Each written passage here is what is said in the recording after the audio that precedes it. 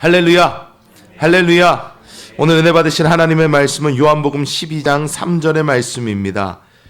신약성경 요한복음 12장 3절의 말씀입니다. 우리 다 같이 합독해 보겠습니다. 마리아는 지극히 비싼 향유 곧 순전한 나드 한 근을 가져다가 예수의 발에 붓고 자기 머리털로 그의 발을 닦으니 향유 냄새가 집에 가득하더라. 아멘. 오늘 저는 이 요한복음 12장 3절의 말씀을 가지고 가장 귀한 것을 드리라, 이러한 제목으로 하나님의 은혜를 나누겠습니다. 사실 이 세상에서 무엇을 하든지 기본 자세라는 게 있는데 그것은 굉장히 중요한 것 같습니다. 운동을 배워도 그렇고요, 밖에 나가서 어떤 일을 해도 그렇고요, 우리가 어떤 것을 할 때 기본적인 매뉴얼, 기본적인 자세라는 것을 이제 배우게 됩니다. 그래서 음식을 할 때도 그렇고, 그래서 레시피라는 게 있어서 음식을 할 때도 이런 식으로 하고 이런 식으로 계량을 하며 이런 식으로 만들면 된다. 기본적인 거, 칼질부터 하나하나씩, 칼질은 이렇게 해야 된다. 손은 제가 어디서 보니까 손은 이렇게 해야 된대요. 그래야지 손이 안 잘린대요. 그러면서 이렇게 해서 해야 된다. 막 하더라고요. 그런데 이 기본 자세를 잘 배워두면 그 기본 자세로 인해서 나중에 더 어려운 것도 쉽게 할 수 있고, 그리고 많은 것을 우리가 올바로 증진해 나아갈 수 있는 것을 볼 수 있습니다. 운동도 마찬가지죠. 기본 자세를 잘 배워라라는 말을 많이 합니다. 수영을 해도 그렇고, 다른 달리기를 해도 그렇고요. 기본 자세를 잘 배워놓으면 더 어려운 동작들도 쉽게 할 수 있게 되는 것입니다. 그런데 우리의 이 기본 자세는 그런 세상의 것들뿐만이 아닌 우리가 지금 하고 있는 이 신앙생활에서도 기본 자세는 굉장히 중요합니다. 우리가 어떤 기본 자세를 가지고 있느냐에 따라 우리의 신앙이 어떤 식으로 발전해 나아가는지, 우리의 신앙의 10년 뒤의 모습, 20년 뒤의 모습이 어떻게 바뀌는지가 정해지게 됩니다. 때문에 우리는 신앙에도 이 기본 자세가 굉장히 중요하다라는 것을 우리는 먼저 알아야 되고, 그러면 어떤 기본 자세를 가져야 되는지, 우리가 가져야 할 그 기본의 자세가 어떠한 자세들인지 우리는 한번 보아야 될 줄 믿습니다. 때문에 오늘 성경에 나오는 세 명의 인물들을 우리가 보면서 신앙의 기본 자세가 어떠해야 하는지 함께 은혜를 나누도록 하겠습니다. 첫 번째, 우리는 이 요한복음 12장에 나오는 이 마리아의 모습을 볼 수가 있습니다. 이 마리아는 하나님께 많은 은혜를 받은 자임을 우리가 성경을 통해서 이제 볼 수가 있습니다. 마리아는 어떤 사람입니까? 이 오라비 나사로는 예수님께서 죽은 지 나흘이 되는, 4일이 돼서 썩는 냄새가 나는 나사로를 살려주셨어요. 그런 은혜를 받은 사람입니다. 그렇기 때문에 이 마리아는 자기 오빠도 살려주시고, 그리고 마태, 마가, 누가, 요한복음에 걸쳐서 마리아의 이야기가 다 나오는데, 이런 종합적인 것을 종합해보면 이 사람이 행실이 이전에는 별로 좋지 않았던 사람이다 라는 그런 힌트도 주어지게 됩니다. 즉 예수님께서 구해주신 어떤 자기가 있던 나쁜 행실에서 구해주신 어떤 매춘이나 이런 것에 관련되어 있었던 사람을 예수님께서 구해주신 것이 아닌가라는 것도 성경을 통해서 우리는 어느 정도 유추해 볼 수가 있겠습니다. 그런데 이 마리아는 예수님께 어떠한 행동을 보였는지 우리가 볼 때에 놀라운 은혜를 받을 수 있습니다. 마리아가 이 지극히 비싼 향유 나드를 한 옥합을 가져다가 예수님께 깹니다. 예수님께 깨요. 그래서 예수님께 붓습니다. 그런데 이 귀한 향유가 오늘 보면 한 근을 가져다가 예수의 발에 부었다 이렇게 나오는데, 우리가 마태복음, 마가복음, 누가복음, 요한복음 이 4복음서에 이 이야기가 다 나와요. 다 나옵니다. 다 나오는데 여러 가지에서 다른 정보를 줍니다. 그런데 이게 얼마짜리냐? 라는 게 나와요. 이게 얼마짜리냐가 얼마가 나오냐면 300데나리온이라고 나옵니다. 300데나리온. 근데 그 당시 하루의 임금이 1데나리온이었어요. 하루 임금이 1데나리온이니까 300데나리온은 300일의 임금을 합친 거랑 같은 금액이라는 것입니다. 300데나리온, 즉 거의 1년의 봉급이에요. 1년치 봉급을 한 번에 깨서 예수님께 붓습니다. 예수님께 부어요. 그때 가룟 유다가 나서서 이야기를 하죠. 야, 이 귀한 거를, 이 비싼 거를 왜 깨서 쓸데없이 버리느냐? 왜 낭비하냐? 그랬더니 예수님께서 조용히 하라고 하세요. 보통 예수님의 모습 같으면 야, 이거 팔아다가 가난한 사람들 구제하거나 다른 데 쓰지 왜 쓸데없이 나한테 붓냐 이렇게 말씀하실 수도 있을 것 같은데 예수님께서 말씀하십니다. 그러지 마라. 그러지 마라. 이 사람은 나의 장례를 준비하였다. 그래서 세상 어디를 가나 이 사람이 한 일은 계속돼서 이야기될 것이다. 예수님께서 말씀을 해주십니다. 마리아는요, 이 당시에 이 옥합이라는 것은 어떤 의미를 가졌냐면 자기의 결혼 자금이에요. 결혼 자금. 자기 시집 가려고 모아놓는 거예요. 조금씩 돈이 생기면 그 향유 옥합에다가 조금씩 넣고 닫아놓고 또 돈이 조금 생기면 향유 조금 사다가 그 안에 또 넣어서 닫아놓고 자기의 시집 갈 준비를 하는 것이거든요. 결혼할 때 자금이 필요하니까. 계속해서 조금씩 모으던 것을 어떻게 해요? 예수님 앞에 깼다는 것은 무엇이냐면 예수님께 나의 모든 것을 바칩니다. 이런 의미가 있는 거예요. 주님, 저는요 시집 안 가도 되고요. 주님, 전 다른 것도 필요 없고요. 저는 주님이면 충분합니다. 그런데 이 마리아는요 어떻게 해요? 저희가 나사로의 집에 갔을 때 마르다, 마리아 이야기가 나오잖아요. 마르다는 어떻게 합니까? 일하느라 바빠요. 음식하느라. 와, 주님 오셨는데, 예수님 오셨는데 철딱서니가 없어가지고 너는 저기 앉아가지고 그냥 얘기만 듣고 있냐? 빨리 와서 일손 좀 도와라. 아유, 주님 안 되겠어요. 예수님, 얘 좀 혼내주세요.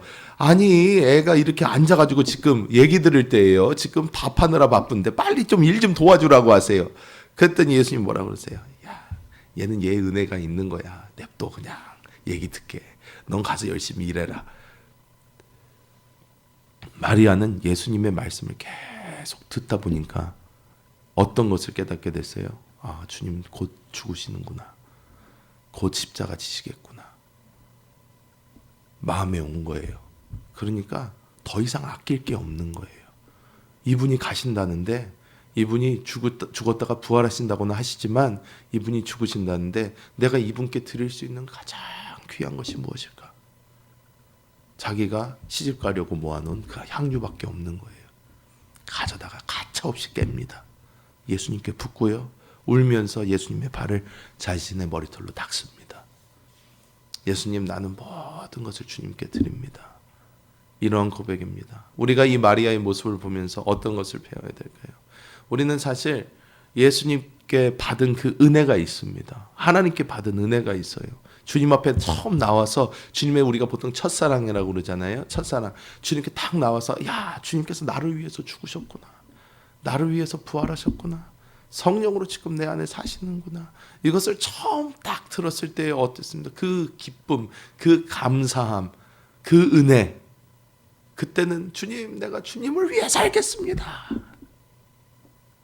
시간이 근데 조금 지났더니 어때요? 아유, 다시 세상을 위해서 살아요. 주님을 위해 살지 못하는 것입니다. 우리는 이렇기 때문에 주님의 말씀에 귀를 기울이고 계속 그 은혜를 구해야 되는 줄 믿습니다. 그럴 때마다 그것은 우리를 교정시켜 줍니다. 아, 내가 무엇을 위해서 살아야 되는지, 내가 어떻게 주님을 향한 자세를 가져야 되는지 우리에게 말씀해 주고 또 우리를 은혜의 길로 이끌어 주게 될 줄 믿습니다.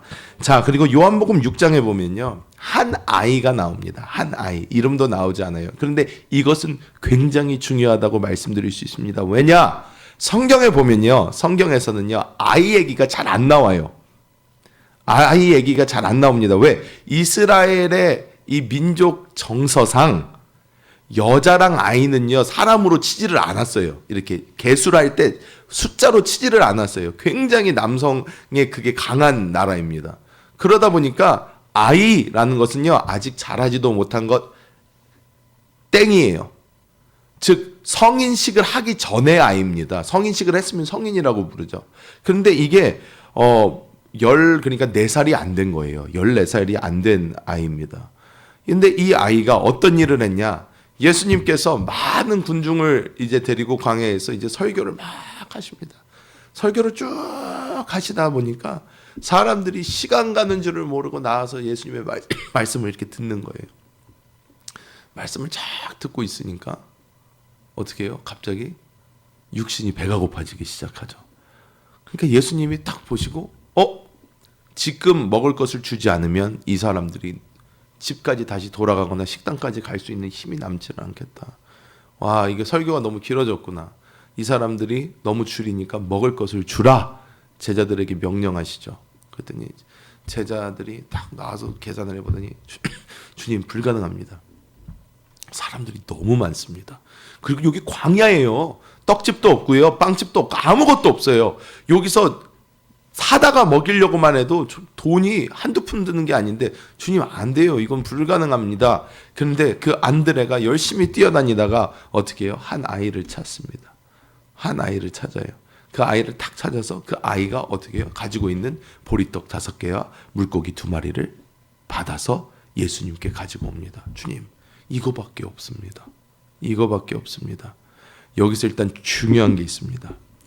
어린아이를 키워보신 분들은 아실 거예요. 배고픈 아이의 눈에는 보이는 게 없습니다. 배고픈 아이는요, 말이 통하지가 않아요. 일단 그냥 배고픈 거예요. 먹어야 돼요. 그리고 인내심이라는 게 없습니다. 그런데 이 아이가 예수님이 쓰시겠다고 하니까 자기가 갖고 있었던 전부, 보리떡 5개, 물고기 2마리를 통째로 드려요. 통째로 드립니다. 이것은요, 성령의 은혜가 아니면 할 수 없는 일이에요.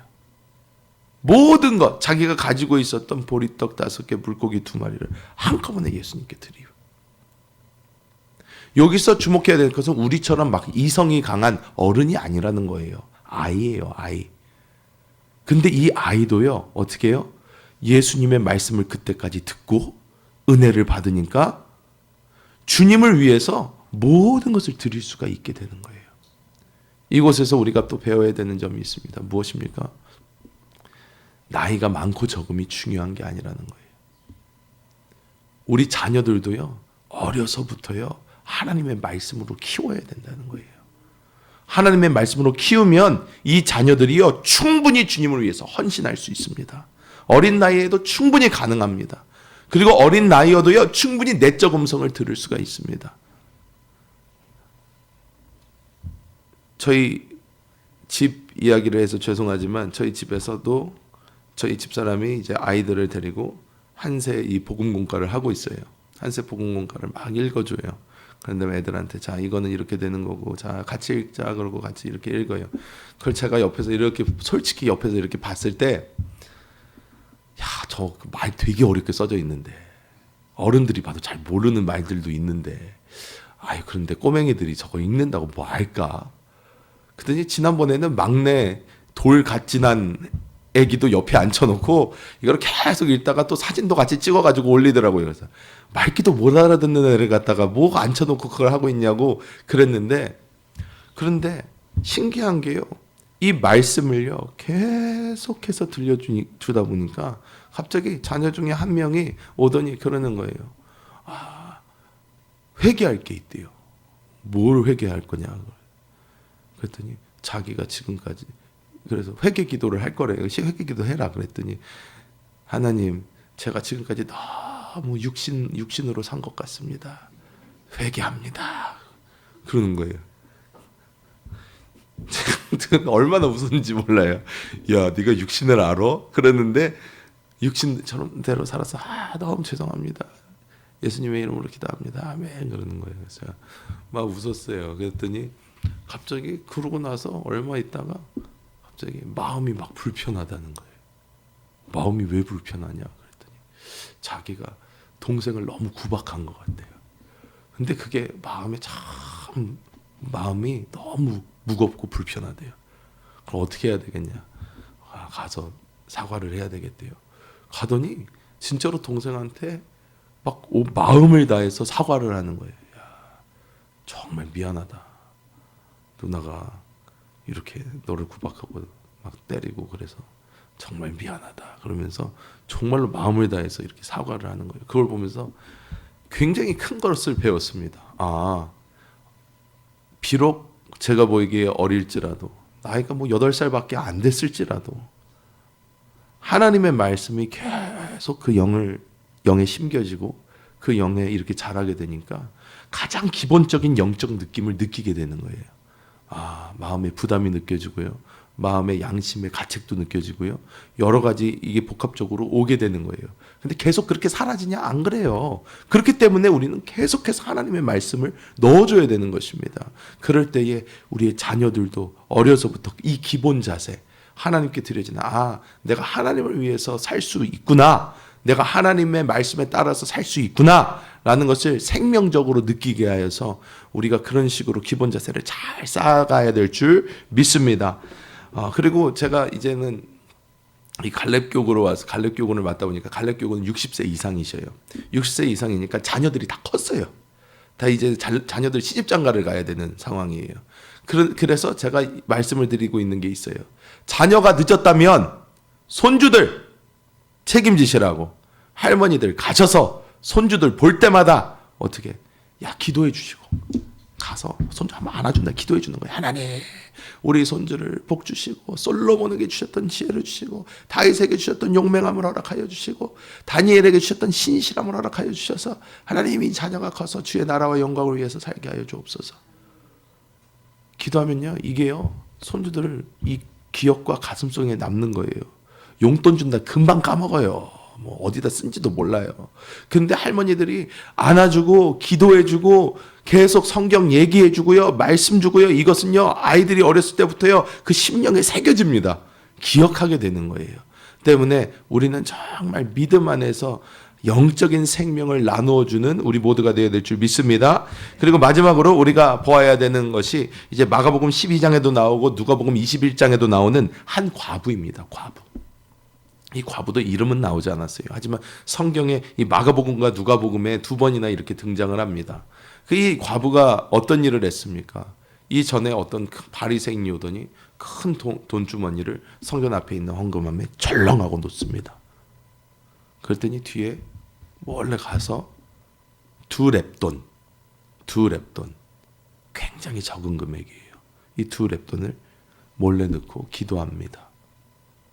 그런데 예수님께서 그 자리에서 딱 말씀을 하세요. 저 바리새인이 드린 것보다 저 과부가 드린 것이 더 크다. 예수님 말씀하십니다. 그러면서 예수님 말씀하세요.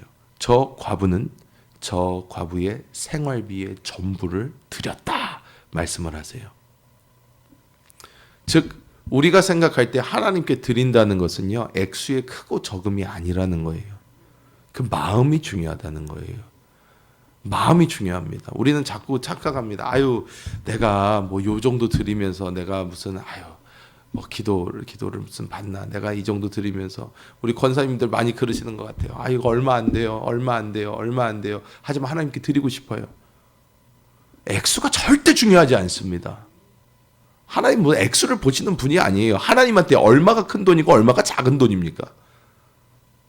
얼마가 큰 돈이고 얼마가 적은 돈이겠어요? 한 1조 정도 드리면 많이 드리는 겁니까? 하나님께? 하나님이 보시기에는 1조도 아무것도 아니에요. 왜? 온 우주가 하나님 건데. 그게 뭐 이렇게 중요하겠습니까? 정말로 아이들이 세뱃돈 받을 때부터요. 교육해야 돼요. 어떻게? 너 11조 똑바로 해라. 너 하나님께 드릴 줄 알아야 된다.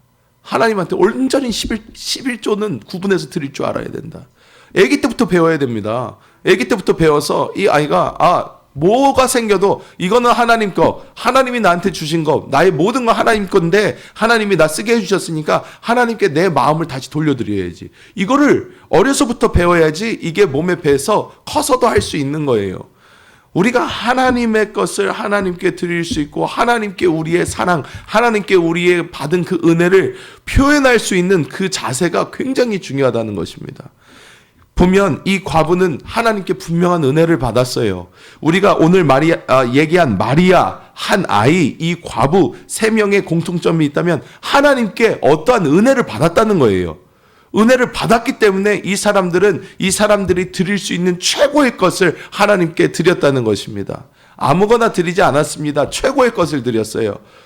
마리아 자기가 드릴 수 있는 최고의 것, 자기 시집 가려고 모아놓은 결혼 자금 다 깨서 하나님께 드리는 거예요. 왜? 하나님께 받은 은혜가 있으니까. 한 아이, 예수님의 말씀을 광야에서 그렇게 오랫동안 듣다 보니까 어떻게 해요? 은혜 받은 거예요. 하니까 지금 자기도 배고프죠. 조그만데 얼마나 배가 고프겠어요. 그런데도 주님이 필요하다 하시니까 두말하지 않고 자기의 모든 것을 주님께 드릴 수가 있는 거예요. 이 과부, 자세한 얘기는 나오지 않지만 자신의 생활비의 전부를 주님께 드릴 수 있는 것이라면 이 과부도 하나님께 은혜를 받았다는 거예요.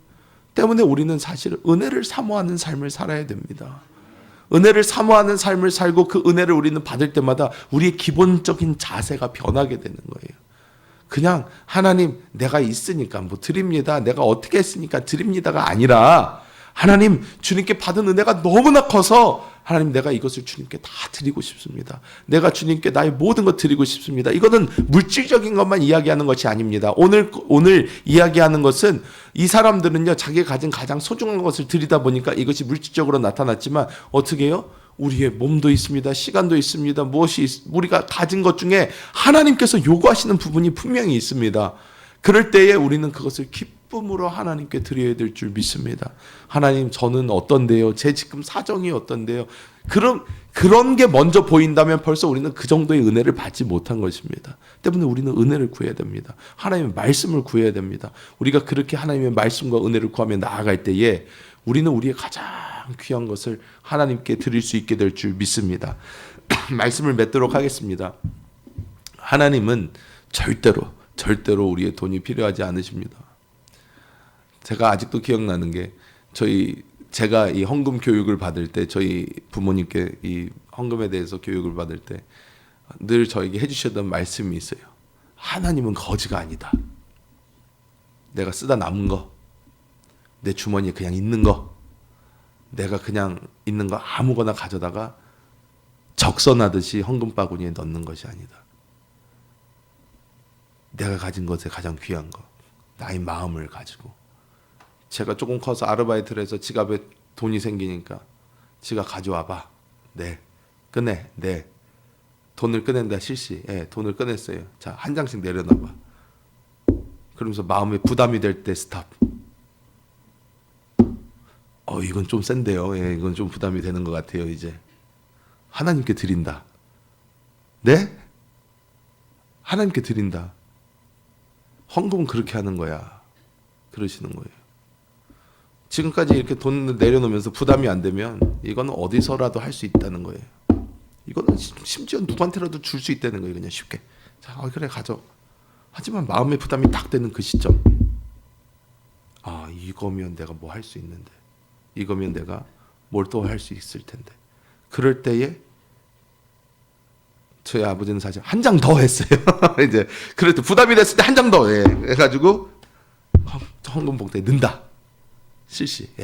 넣는다. 드린다. 그런데요. 이것을 계속 해오니까요. 어떻게 되냐면요. 정말로 마음을 담게 됩니다. 헌금 시간이 기다려집니다. 저는 사실 사랑의 무슨 6가지 언어 뭐 해가지고 그런 게 있잖아요. 저는 사실 선물적인 부분이 어려서부터 컸어요. 선물을 받을 때도 좋고 줄 때도 굉장히 좋아합니다. 그런데 저는 그러니까 이 헌금 시간을 하나님께 드리는 선물의 시간이라고 생각을 해요. 그렇기 때문에 하나님께 이렇게 드릴 때 너무나 좋아요. 좋아서 돈을 이렇게